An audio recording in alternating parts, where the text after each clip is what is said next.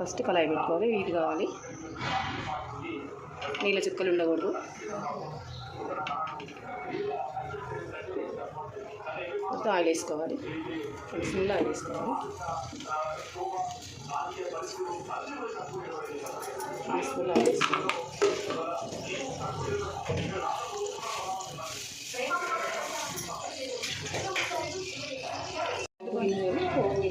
పోపు గింజలు అన్నీ కలిపినాయి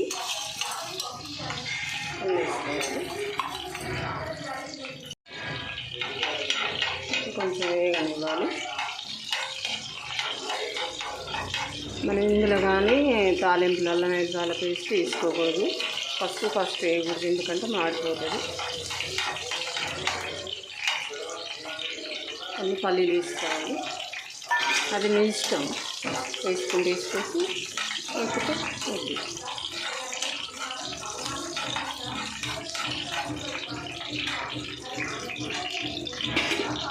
తర్వాతకి కొంచెం కరివేపాకు, కొంచెం పచ్చిమిర్చి,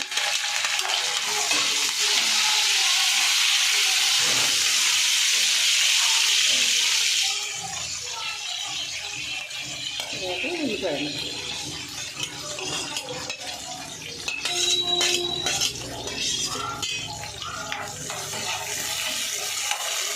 ఉల్లిపాయలు చేసుకోవాలి.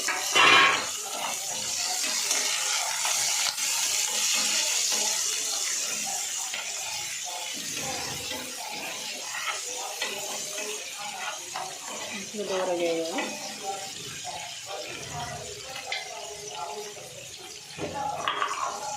కొంచెం వేసుకోవాలి, ఎందుకంటే ఉల్లిగడ్డలు త్వరగా ఒకటాలి.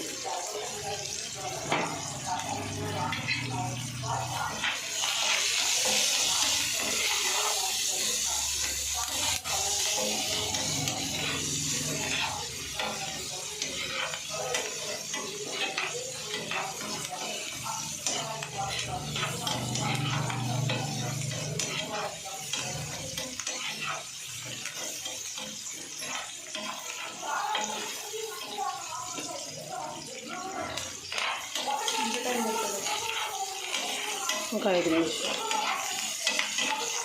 నిమిషాలలో ఉడికినాయి. తర్వాత బెండకాయ వేసుకుని అల్లం ఇంకా పేస్ట్ వేయకూడదు, ఫస్ట్ వేయకూడదు. తర్వాత బెండకాయ ముక్కలు కట్ చేసుకుని వేసుకుని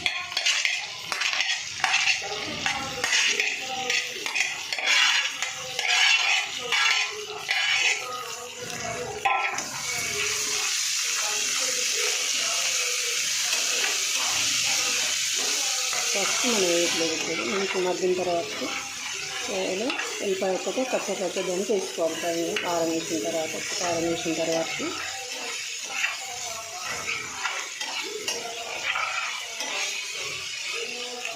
కొంచెం మగ్గనిద్దాం. 10 నిమిషాలు సిమ్లో పెట్టుకొని మగ్గించుకోవాలి. ఇప్పుడు మంచిగా మగ్గినాయి బెండకాయ ముక్కలు. కొంచెం పసుపు వేసుకున్నాం. ఇప్పుడు వేసుకోవాలి, మగ్గిన తర్వాత వేసుకోవాలి పసుపు. ఒకసారి కలుపుకున్నాక తర్వాత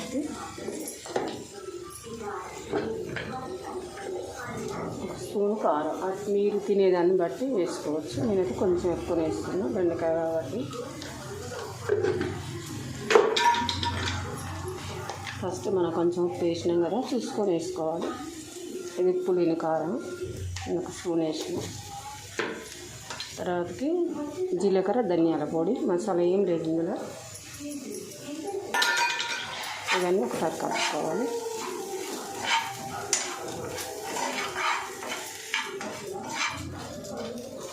మాడిపోవద్దు, మాడిపోతే చేదుకోవాలి, చూసుకోవాలి.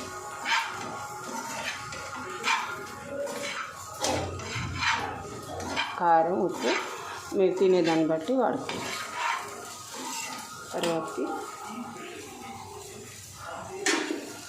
కేవలం ఎల్లిపాయలు ఒక్కటే పచ్చిగా దంచుకొని వేసుకోవాలి.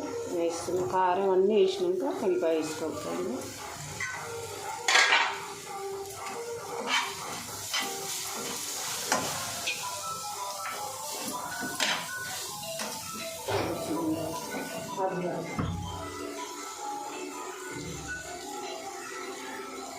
మగ్గిన తర్వాతకి ఒక నిమిషం ఒకటి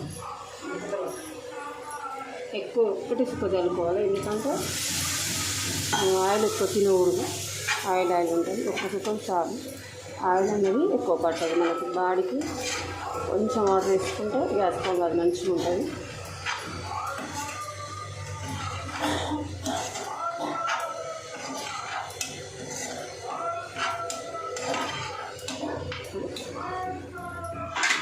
కొంచెం కొత్తిమీర వేసుకోవాలి.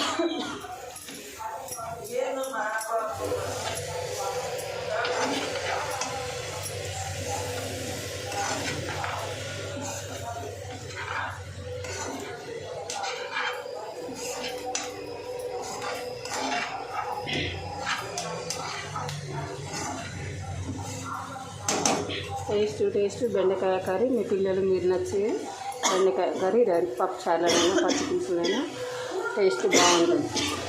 Thank you.